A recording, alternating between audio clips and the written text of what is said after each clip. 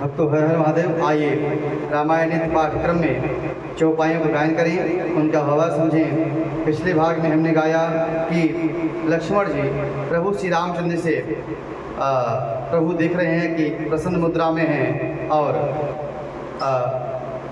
फुर्सत की अवस्था में हैं। तब उनसे कुछ पूछते हैं, ज्ञान और वैराग्य की बातें, जीव और परमात्मा कौन है, जीव और ईश्वर में क्या अंतर है, क्या भेद है, प्रभु उनको समझा कर कह रहे हैं। आइए उसी क्रम में हम चौपाइयों गायन करें।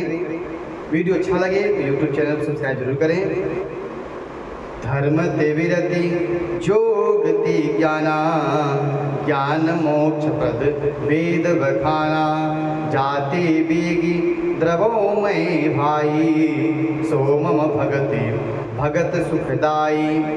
आगे प्रभु कहते हैं, धर्म से वैराग्य और योग से ज्ञान होता है और तथा ज्ञान मोक्ष देने वाला है, ऐसे वेदों में वर्णन किया गया है। और हे भाई, जिससे मैं सिख प्रसन्न होता हूँ वह मेरी भक्ति है, जो भक्तों को सुख देने वाली होती है।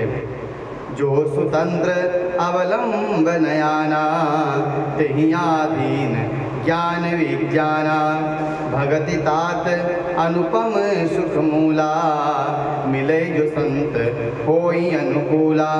वह भक्ति परम स्वतंत्र है, उसको दूसरे साधक का सहारा नहीं है, साधन का सहारा नहीं है, और ज्ञान विज्ञान उसके अधीन है। ये तात भक्ति अनुपम है, सुख की मूल है, और वह तभी मिलती है जब संत अनुकूल होते हैं, संत प्रसन्न होते हैं।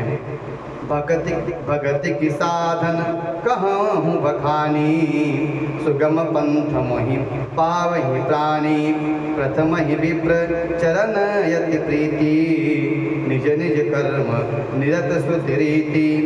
अब मैं भक्ति के साधन का विस्तार से कहता हूँ।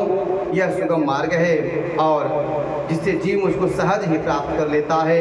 पहले ब्राह्मणों के चरण में अत्यंत प्रीति हो और वेद की रीत के अनुसार अपने वर्णाश्रम कर्मों में लगा रहे। एहि कर फल पुनि विषय विरागा, तब मम धर्म उपजय अनुरागा, श्रवणादिक नव भक्ति दृढ़ाही, मम लीला रति अति मन माही। इनका फल विषय से वैराग्य जाता है। जो भक्ति में चलता है उसे विषय से वैराग्य हो जाता है। तब वैराग्य मेरे धर्म में प्रेम उत्पन्न होगा। तब श्रवण आदि 9 प्रकार की भक्तियाँ दृढ़ होगी और मेरी लीलाओं के प्रति अत्यंत प्रेम होगा। संत चरण पंकज यति प्रेमा, मन क्रम वचन भजन दृढ़ नेमा, गुरु पितु मातु बंधु पति देवा, सब मोहि कह जाने दृढ़ सेवा। जिनका संतों के चरणों में प्रेम हो, मन और वचन कर्म से भजन का दृढ़ नियम लिया हो, और मुझको ही गुरु माता पिता भाई पति देवता सब कुछ माने और सेवा में दृढ़ हो।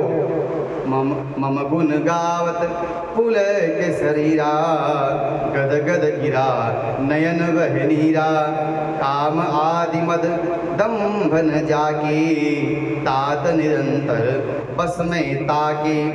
मेरा गुण गाते समय जिसका शरीर पुलकित हो, आँखों में प्रेमाश्रु आ जाएं, शरीर गदगद हो, वाणी गदगद हो और नेत्रों में जल बहने लगे, काम मद और दंभ आदि जिसमें न हो, हे भाई मैं सदा उसके वश में रहता हूँ। इस प्रकार प्रभु श्री रामचंद्र जी ने लक्ष्मण जी को समझाया। वचन कर्म मन मोर गति, भजन करही निह काम, तिनके हृदय कमल महू, करऊं सदा विश्राम। आगे प्रभु श्री रामचंद्र जी कहते हैं, जिनको कर्म वचन और मन से मेरी ही गति है, जो निष्काम भाव से मेरा भजन करते हैं, उनके हृदय कमल में मैं सदा निवास करता हूँ। भगति जोग सुनि अति सुख पावा, लक्ष्मण प्रभु चरणनि सिरुनावा, एहि विधि गए कछुक दिन बीती, कहत विराग ज्ञान गुण नीति। भक्ति योग को सुनकर लक्ष्मण जी अत्यंत प्रसन्न हुए और उन्होंने प्रभु श्री रामचंद्र जी के चरणों में सिर नवाया। इस प्रकार वैराग्य ज्ञान गुण और नीति की बातें कहते हुए कुछ दिन बीत गए। शूर्पणखा रावण कै बहिनी, दुष्ट हृदय दारुण जस अहिनी। पंचवटी सो कई एक बारा, देख विकल भई जुगल कुमारा। एक बार शूर्पणखा नाम की रावण की एक बहन थी जो नागिन के समान भयानक और दुष्ट हृदय की थी। वह एक बार पंचवटी में गई और दोनों राजकुमारों को देखकर विकल हो गई।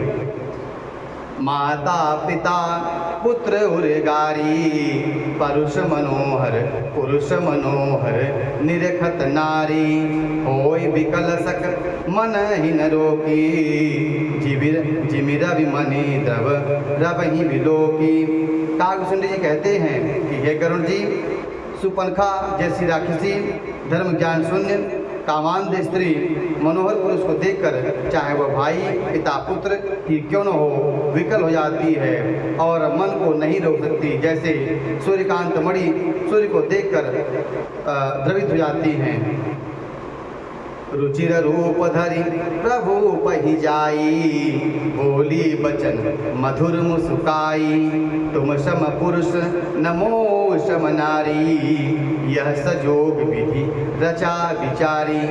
शूर्पणखा जाकर कहती है, पहले तो वह सुंदर मनोहर रूप बनाया और रूप बना के वह प्रभु के पास गई और मुस्कुराकर बोली, न तुम्हारे समान कोई पुरुष है न मेरे समान कोई स्त्री है।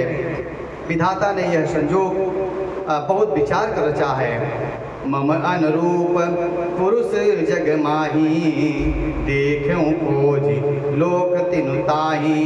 ताते अब लगी रही कुमारी, मनुमाया मनुमाना कछु तुम्हें निहारी। मेरे योग्य तो पुरुष संसार में है ही नहीं, मैं तीनों लोकों में खोज कर देख लिया है, इसी से मैं अब तक कुंवारी हूँ। अब तुमको देखकर मेरा कुछ मन माना है, चित्त ठहरा है। सीत ही चितई कही प्रभु बाता, आहई कुमार मोर लघु भ्राता। गई लक्ष्मण रिपु भामिनी भगिनी जानी, प्रभु बिलो की भो ले मृदुबानी। सीता जी को इशारा करके प्रभु जी ने बताया कि मैं तो विवाहित हूँ और लेकिन मेरा छोटा भाई कुमार है। तब वह लक्ष्मण जी के पास गई और लक्ष्मण जी उसे शत्रु की बहन समझकर और प्रभु की ओर देखकर कोमल वाणी से बोले, सुंदर सुन मैं उन्हें कर दासा, पराधीन नहीं तोर सुपासा। प्रभु समर्थ कौशलपुर राजा, जो कछु करही उन्हीं सब छाजा। तब लक्ष्मण जी ने समझाया कि हे सुंदरी, मैं तो उनका दास हूँ और तुम्हें तो सुख नहीं होगा, तुम्हें मेरे साथ विवाह करने पर वो सुख नहीं प्राप्त होगा, क्योंकि तुम्हें दासी बनकर रहना पड़ेगा। प्रभु कौशलपुरी के राजा हैं, वो जो कुछ करें उन्हें ही सब अच्छा लगता है। सेवक सुख चह मान भिखारी, व्यसनी धन शुभ गति व्यभिचारी। लोभी चह चार गुमानी, नभ तुहि दूध चाहते प्राणी। लक्ष्मण जी शूर्पणखा से कहते हैं कि सेवक सुख चाहे, भिखारी सम्मान चाहे, व्यसनी धन और व्यभिचारी सुभगति चाहे, लोभी व्यक्ति यश चाहे, अभिमानी चारों फल चाहे, तो ये सब प्राणी आकाश को दूकर दूध लेना चाहते हैं, ऐसा समझना चाहिए। पुनि फिर राम निकट सो आई, प्रभु लक्ष्मण पहि बहुरी पठाई। लक्ष्मण कहा तो ही जो वरई, जो तिन तोरी लाजी परिहरई। फिर प्रभु श्री रामचंद्र ने शूर्पणखा को लक्ष्मण के पास लौटाया।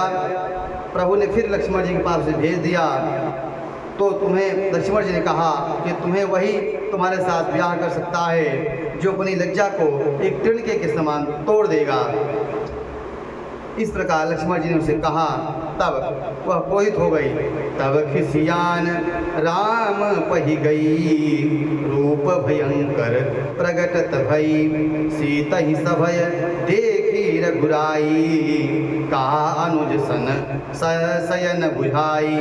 जब प्रभु श्री रामचंद्र के पास गई और अपने काम को बनते न देखा तो वह क्रोधित हो गई और अपने मूल रूप में आ गई। जो उसका भयंकर रूप था उसमें वह शूर्पणखा आई और यह देखकर कि सीता जी भयभीत हो रही हैं, तब प्रभु श्री रामचंद्र जी ने लक्ष्मण जी को इशारा किया। लक्ष्मण अति लाघव सो नाक कान बिनु कीन, ताके कर रावण कर मनो चुनौती दीन। लक्ष्मण जी ने बड़े फुर्ती से उसके नाक और कान को काट दिया, मानो उसके हाथ रावण को चुनौती दे दी हो।